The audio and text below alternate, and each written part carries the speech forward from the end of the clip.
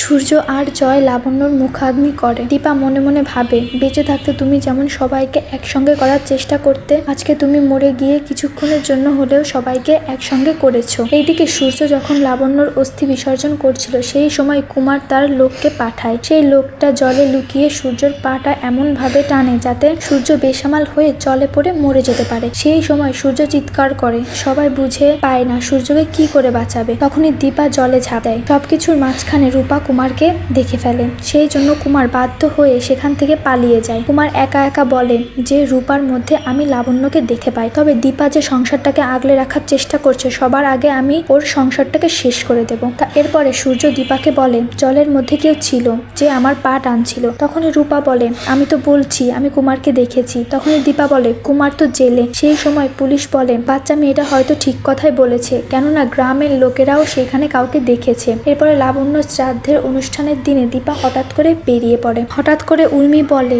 দিদি তো বড্ড স্বার্থপর, আজকের দিনে ওর নিজের কাজটাই সব থেকে বড় হলো, মায়ের শ্রাদ্ধ শান্তি শেষ করা অবধি অপেক্ষা করতে পারলো না।